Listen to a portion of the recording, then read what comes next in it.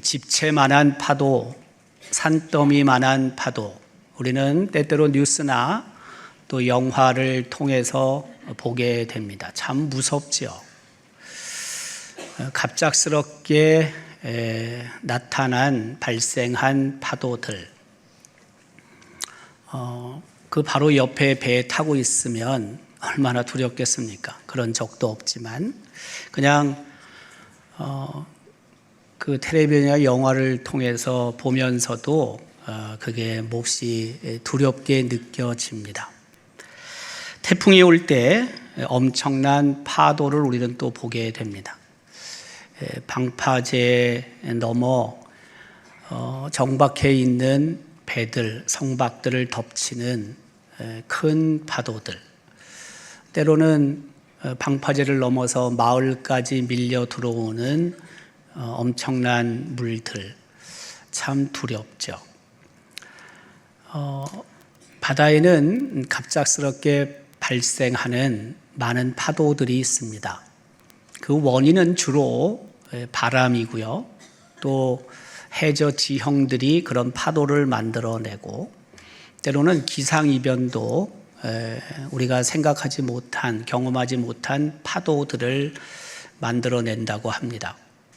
특별히 보통 파도에 비해 두세 배 정도 높은 키의 파도가 발생을 하는데, 그것도 아주 갑작스럽게 발생을 한다는 거죠. 굉장히 위험하다고 합니다. 큰 대형 성박도 잘못하면 침몰하죠.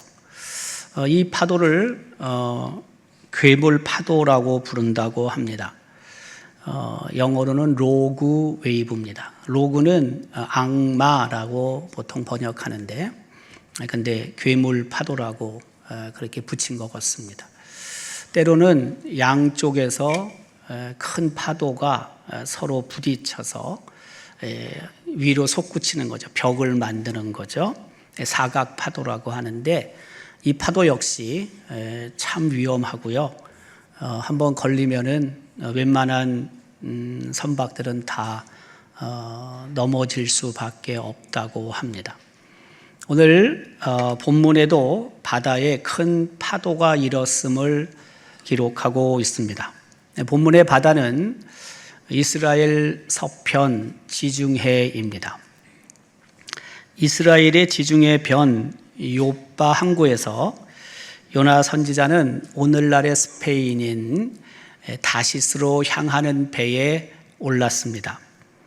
배에는 여러 부류의 사람들이 타고 있었을 것입니다. 뱃사람들, 선원, 상인, 혹은 방문하기 위해서 떠난 사람들, 그리고 당연히 요나 선지자도 이 배를 타고 있었습니다. 요나를 태운 배는 요빠를 떠나 지중해 서쪽으로 항해하던 중에 큰 바람, 풍랑을 만나게 됩니다. 성경은 출항한 지 얼마 지나서 큰 바다가 바다에 있었는지를 기록하고 있지 않습니다. 따라서 어느 정도 지점인지는 알 수 없지만, 그러나 큰 폭풍, 큰 풍랑이 지중해에 있었던 것만은 틀림이 없습니다.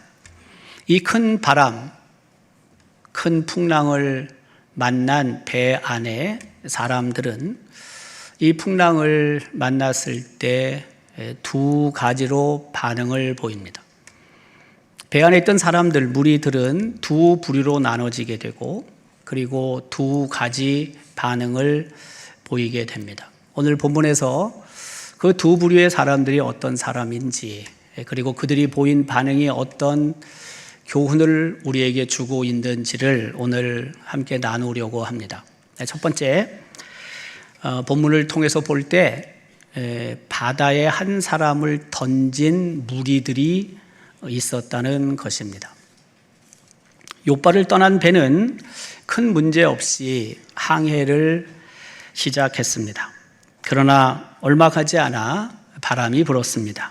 그것도 큰 바람이 불었습니다. 처음에는 대수롭지 않게 생각했던 것 같습니다. 그런데 점점 큰 바람이 불었습니다. 배가 곧 파선될 것 같이 생각이 들었습니다. 바다를 가장 잘 아는 선원들이 두려워했으니까요. 그만큼 상황이 좋지 않았던 것입니다. 이때 배의 가장 아래로 내려간 요나는 깊은 잠에 빠져 있었습니다. 잠자고 있던 요나를 발견한 배 안의 사람들은 이런저런 질문을 했고, 그가 하나님을 믿는 사람이며 하나님의 뜻을 따르지 않고 도망하고 있다는 사실을 알게 됩니다. 배 안의 사람들은 바다가 처음보다 더 흉흉해지자 잠잠하게 할 수 있는 방법이 있을까를 찾던 중에 요나에게 묻습니다. 그게 바로 11절입니다. 바다가 점점 흉흉한지라 무리가 그에게 이르되 우리가 너를 어떻게 하여야 바다가 우리를 위하여 잔잔하겠느냐. 그때 요나는 자신을 바다에 던지라고 말을 했습니다. 이 말을 들은 사공들은 그럼에도 불구하고 노를 집니다. 그리고 육지로 가고자 했습니다. 떠나온 욥바 항구가 얼마나 떨어져 있는지 모르지만 또 다른 항구를 향해서 갔는지 아니면 욥바로 되돌아가려고 했는지는 알 수 없지만, 그러나 사공들은 노를 열심히 져서 육지 항구를 향해 갔습니다. 그러나 풍랑이 거세지자 포기합니다. 그게 13절입니다. 사람들이 힘써 노를 저어 배를 육지로 돌리고자 하다가 바다가 그들을 향하여 점점 더 흉흉함으로 능히 못한지라. 아마 사공들은 자신들이 열심히 노를 치면 육지에 닿을 수 있을 거라고 생각을 한 것 같습니다. 위기를 모면하고 원래 목적지를 향해서 계속 항해할 수 있을 거라고 생각을 한 것 같습니다. 그러나 파도는 더욱 기승을 부렸습니다. 이때 배 안의 사람들은 요나를 통해서 들은 하나님의 이름을 부르며 하나님께 부르짖기 시작을 했습니다. 14절이죠. 무리가 여호와께 부르짖어 이르되 여호와여 구하고 구하오니 이 사람의 생명 때문에 우리를 멸망시키지 마옵소서. 무죄한 피를 우리에게 돌리지 마옵소서. 주 여호와께서는 주의 뜻대로 행하심이니이다. 배 안의 사람들은 요나를 배 밖 바다로 던지는 것이 몹시 부담스러웠던 것 같습니다. 어찌 보면 굉장히 위험스러운 행동이라고까지 생각을 한 것 같습니다. 이유는 만약 바다에 던져진 요나가 죽어서 요나가 믿는 하나님이 진노라도 하시게 되면 자신들의 생명은 끝날 것이라고 생각을 했기 때문입니다. 그래서 어쩔 수 없이 그들이 요나를 큰 바람이 부는 풍랑이 있는 바다에 던지긴 하지만 무죄한 피를 자기들에게 돌리지 말라고 간곡하게 하나님께 간구를 하고 있었던 것입니다. 배 안의 사람들은 자신들의 목숨을 위해 결국 요나를 바다에 던지게 되었고, 요나가 바다에 던져진 후 풍랑은 즉시 그쳤습니다. 바로 15절은 그 사실을 이렇게 기록하고 있습니다. 요나를 들어 바다에 던짐에 바다가 뛰노는 것이 곧 그친지라.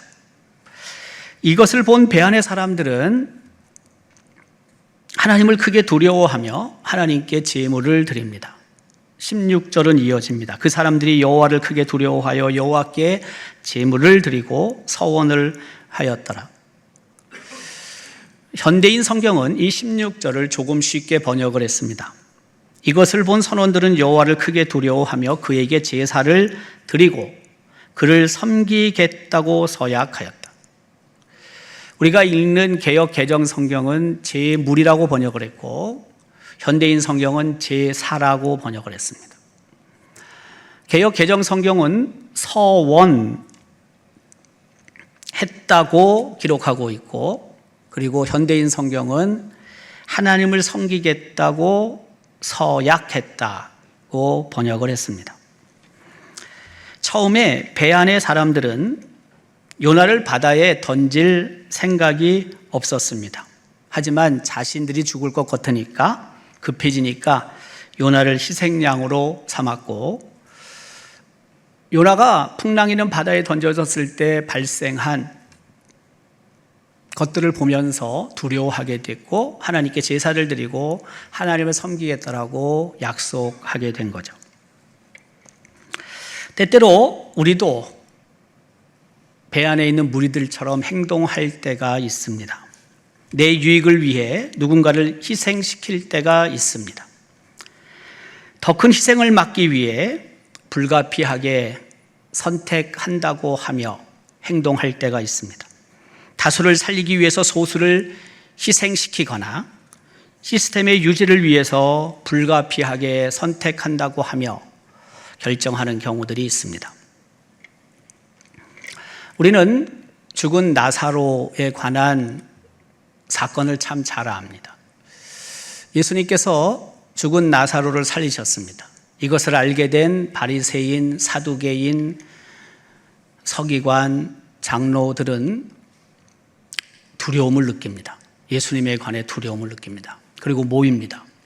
특별히 산헤드린 공의회가 소집되게 되었고 거기에서 다수를 위한다는 명목으로 예수님을 죽이기로 결정을 합니다. 우리가 잘 알고 있는 대제사장 가야바는 표면적으로 예수님 한 사람 때문에 로마 제국이 유대 민족을 다 죽일 수도 있다라고 주장을 했습니다. 그래서 예수님이 죽는 게 마땅하다는 것입니다. 다수를 위해서 소수인 예수님이 죽는 게 마땅하다라고 말을 합니다. 가야바는 유대인들에게 한 사람이 백성을 위하여 죽는 것이 유익하다 공고하던 자니라. 사실은 자신들의 권력과 탐욕 때문에 예수님을 죽이는 거지만 그러나 포장을 하는 거죠. 자신들의 유익, 자신들의 이익을 위해서 예수님이 죽어야지만 다수가 살아날 수 있다라고 포장을 하는 거죠. 결국 예수님은 희생양이 되셨습니다. 우리도 내 자신의 이익을 위해 누군가에게 손해나 고통을 입히는 이기적인 행동을 할 때가 있습니다. 요나를 큰 바람으로 출렁이는 바다에 던진 배 안의 사람들이 자신의 유익을 위해서 요나 선지자를 희생양으로 삼은 것처럼 말입니다. 로마의 철학자인 키케로는 인간이 극복해야 할 6가지 결점을 언급을 한 적이 있습니다. 그 중에 하나가 자기의 이익을 위해서라면 남을 희생시켜도 된다고 생각하는 것을 하지 말라는 것입니다. 하나님께서도 내 자신의 유익을 위해서가 아니라 남의 유익을 구하라고 말씀을 하십니다. 누구든지 자기의 유익을 구하지 말고 남의 유익을 구하라. 자신의 유익을 구하지 말고 남의 유익을 구하라. 사실 이것은 인간의 본성을 거스리는 비현실적인 것임에는 틀림이 없습니다. 그래도 하나님께서는 우리에게 그렇게 말씀하십니다. 자기의 유익을 구하지 말고 남의 유익을 구하라고 말씀하십니다.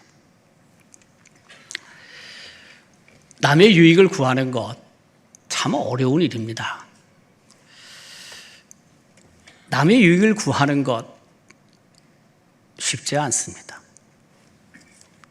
그런데 하나님께서 그렇게 요구하시지만 저는 또 그런 생각도 해봅니다.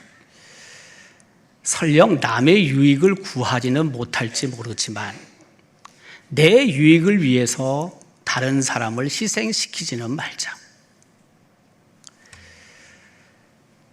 남의 유익을 구하는 것이 어려워서 남의 유익을 구하는 일에 앞장서지는 못하지만 내 이익을 위해서 다른 사람을 희생양으로 삼지는 말자. 적극적으로는 남의 유익을 구하는 게 맞지만 그러나 그게 너무나 힘들어서 소극적으로 내 이익을 위해 다른 사람들의 손해를 끼치는 일은 하지 말자. 이게 하나님의 말씀은 아닐 수 있습니다. 왜? 하나님은 적극적으로 내 이익보다, 내 유익보다 남의 유익을 구하라고 말씀하시니까요. 그래도 좀 소극적이라도 다른 사람을 희생양으로 삼아 내 이익을 취하는 일은 하지 않는 것, 바로 그것이 하나님의 말씀에 따라 순종하며 사는 것이 아니고 무엇이겠습니까? 하루하루를 살아가면서 우리는 갈림길에 서 있습니다. 내 이익을 구하기 위해 누군가를 희생시키는 그런 결정을 할 때들이 있습니다. 그러나 그것을 하지 말라는 것입니다. 다른 사람의 유익을 구하지 못한다 할지라도 누군가를 희생양으로 삼는 일은 하지 말자는 것입니다.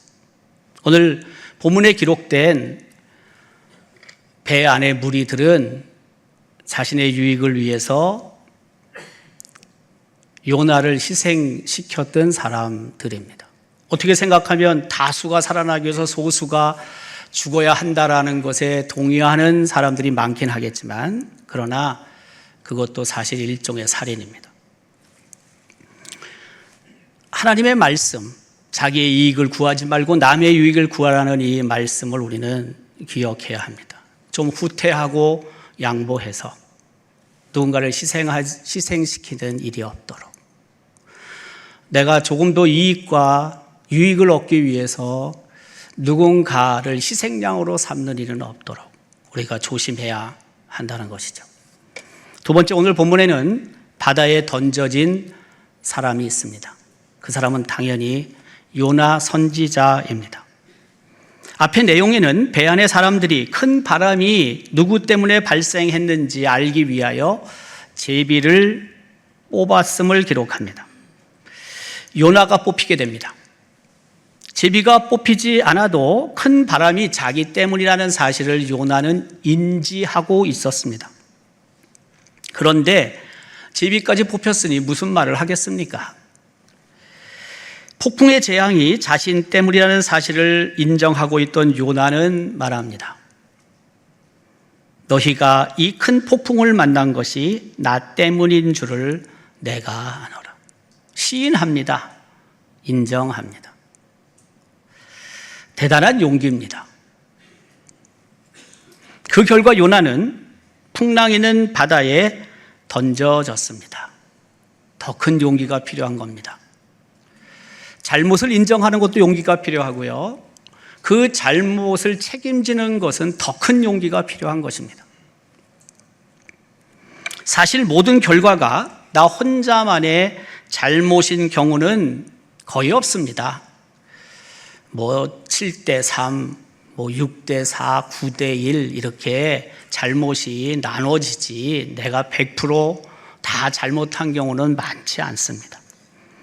그래도 남에게 잘못을 미루지 말자는 것입니다.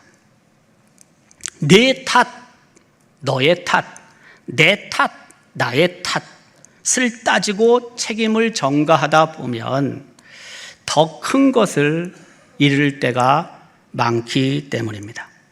깨달으면 빨리 인정하고 회개하는 것이 옳습니다. 한때 가톨릭 교회에서 내 탓이오라는 운동이 펼쳐진 적이 있습니다. 아마 여러분도 기억하겠지만 찾아보니까 오래됐어요. 벌써 1990년도에 그게 있었대요. 이 운동을 벌인 배경은 자기 눈 안에 있는 티는 보면서도 남의 눈에 있는 들보는 보지 못하느냐는 예수님의 말씀처럼 자신의 잘못은 깨닫지 못하고 남의 잘못만을 비난하는 사회 분위기를 앞장서서 반성하자는 데 있었습니다. 원래 나의 타시오는 중세 유럽 역사에서 가톨릭 교회가 저지른 엄청난 과오를 뉘우친다는 뜻에서 유래됐다고 합니다. 내 타시오는 중세 가톨릭 교회가 속죄의 심정으로 내 타시로소이다 라고 소리를 내어 회개하는 참회의 기도문의 끝말이라고 합니다. 고해 성사를 시작할 때 그래서 제 탓입니다. 저의 탓입니다. 제 탓입니다. 저의 큰 탓입니다. 라고 기도한다고 합니다. 잘 되면 내 덕이고 잘못되면 조상 탓이라는 속담이 있습니다. 성공은 자신의 공으로 여기고 실패는 다른 사람이나 환경, 조상에게 전가하는 인간의 이기적인 심리를 꼬집은 속담입니다. 이것이 주는 의미는 잘 되면 누군가 덕분에 그 일이 잘 되었다고 생각하고 감사하는 마음을 갖고, 일이 잘못되었을 때는 내 자신의 잘못 때문은 아닌지 돌아보아야 한다는 것입니다. 남을 탓하기에 앞서서 먼저 내 삶을 돌아보는 것, 그것이 삶의 지혜라는 것입니다. 결국 바람이 점점 흉흉해져서 배 아래 사람들이 위기에 빠지자 이것을 더 이상 볼 수 없었던지 요나는 바다에 자신을 던지라고 요청했습니다. 자신은 죽어도 좋다는 생각으로 말했을 것입니다. 살 소망을 내려놓고 하는 말이었을 것입니다. 요나는 자신이 바다에 던져지면 바다가 잔잔해질 것이라는 확신을 갖고 있었습니다. 12절에 이렇게 기록합니다. 그가 대답하되 나를 들어 바다에 던지라. 그리하면 바다가 너희를 위하여 잔잔하리라. 요나는 자신이 희생제물이 되면 하나님께서 바다를 잔잔하게 하실 거라는 믿음을 갖고 있었기 때문에 자기를 바다에 던지라고 말했을 것입니다. 더 이상 자신들이 할 수 있는 것이 없다고 생각한 배 안의 무리들은 요나를 바다에 던졌습니다. 정말 요나가 바다에 던져진 후 바다는 즉시 잔잔해졌습니다. 저는 이 본문을 읽을 때마다 이런 질문을 하곤 합니다.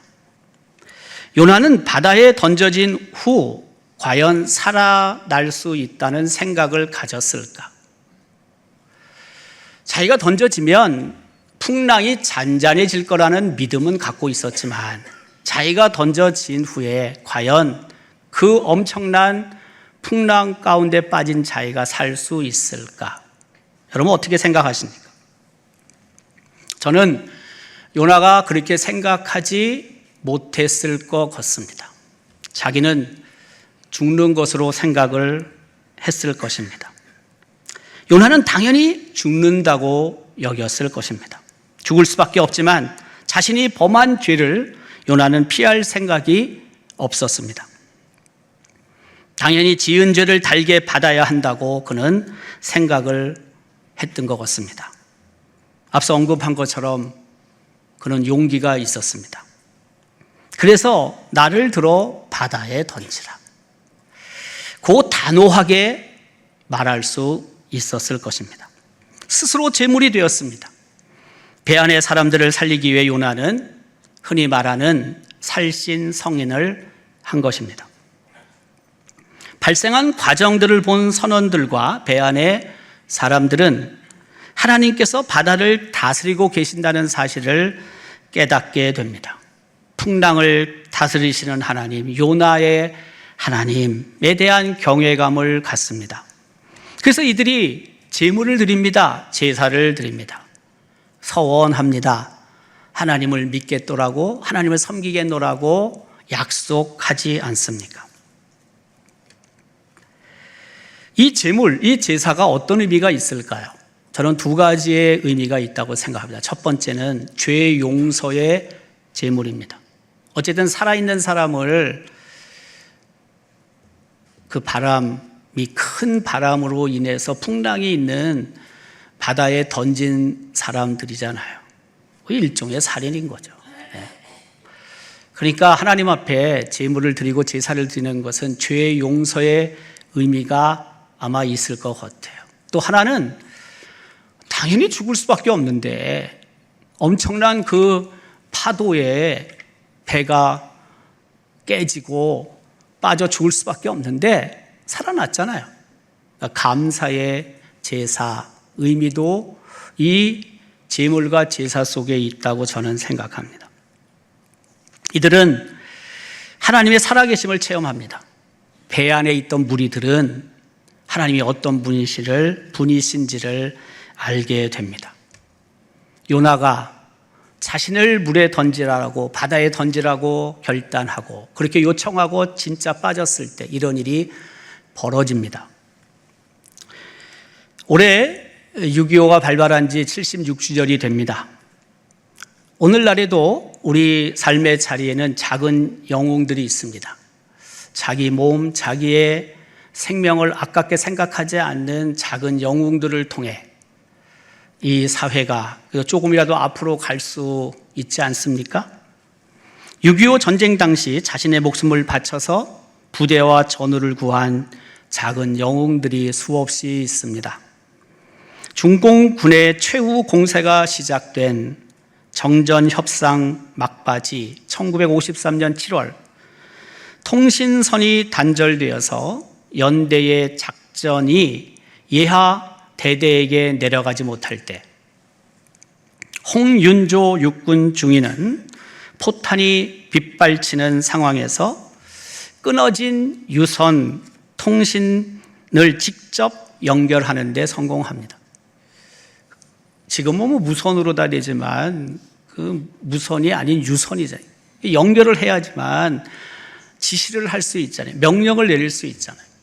근데 윗부대에서는 결정을 했는데 이걸 전할 방법이 없는 거예요. 근데 홍윤조라는 육군 중위가 홀로 그 끊어진 통신선을 연결을 합니다. 그래서 그 예하 부대원들이 다 피할 수 있었어요. 하지만 자기는 적군의 총을 맞아 죽습니다. 살신성일인 거죠. 공동체 구성원들이 고난을 당할 때 고난의 이유가 어디에 있는지를 살펴볼 필요가 있습니다. 내가 100% 잘못한 건 아니지만 그러나 조금이라도 내가 책임이 있다면 그것을 인정하고 희생을 각오하고 행동을 해야 될 때가 있습니다. 사실 인간은 아담과 하와 때부터 내 탓, 너의 탓으로 시작을 했습니다. 아담은 하와를 지목합니다. 하와는 아담을 바라봅니다. 죄를 범한 그 이유에 대해서 서로 탓을 합니다. 이것이 인간 타락의 시작이 되었습니다. 인간은 본능적으로 남의 탓으로 돌리고 싶어하는 심성을 갖고 있습니다. 그러나 이웃의 아픔을 내 탓으로 여길 때 공동체는 분열을 넘어 치유와 하나가 될 수 있다는 것을 우리는 잊지 말아야 합니다. 내 탓이요, 너의 탓이요가 아니라 내 탓이요, 나의 탓이요, 나 때문이다, 나 때문입니다 라고 고백을 하기 위해서는 자기와 싸워 이겨야 하고 참아야 하고 양보해야 하고 베풀어야 하고 희생해야 합니다. 공동체의 유익을 위해서라면 풍랑이는 바다에 던져질 각오도 해야 합니다. 큰 바람으로 인한 폭풍을 만난 배 가운데 무리들이 있었습니다. 요나 선지자도 그 중에 한 명이었습니다. 풍랑이 점점 거세지자 배 안의 사람들은 살기 위해 요나를 바다에 던졌습니다. 요나를 희생양으로 삼은 것입니다. 요나는 풍랑의 원인이 내 탓이라고, 나의 탓이라고 생각하고 자신을 바다에 던지라고 말했고 무리들은 요나를 바다에 던졌습니다. 요나가 바다에 던져지자 즉시 바람이 잦아들었습니다. 요나는 배 안의 사람들을 생각하고 스스로 희생양이 되었고 배는 어려움 없이 항해를 계속할 수 있었을 것입니다. 때때로 우리는 그래서 자문해 보아야 합니다. 내가 손해를 보지 않기 위해 누군가를 큰 바람이 부는 바다에 던지는 사람으로 살고 있는지, 아니면 주위 사람들을 위해, 내가 속해 있는 공동체를 위해 희생을 감내하고 풍랑이는 바다에 스스로 몸을 던지고 있는지 말입니다. 헌신을 통해서, 섬김을 통해서 내가 속한 크고 작은 공동체가 더욱 견고히 세워지기를 우리 모두는 다 바랍니다. 그러기 위해서는 내 탓이 아니라 내 탓이라는 고백이 있어야 하고, 고백을 넘어서 행동으로까지 이어져야 한다는 것입니다. 우리의 헌신은 우리 주변에, 내 주변에 크고 작은 공동체들을 든든히 세워갈 수 있습니다. 그러나 그 헌신은 희생을 기초로 하는 것입니다. 희생과 헌신을 통해 우리 가정이나 우리 구역이나 우리 교회나 이 사회나 나라와 민족이 더욱 경건히 세워지고, 더 나아가서 그 하나님의 말씀, 내 유익이 아니라 남의 유익을 구하라는 그 말씀을 순종하며 살아가는 우리 모두가 될 수 있기를 주님의 이름으로 기원합니다.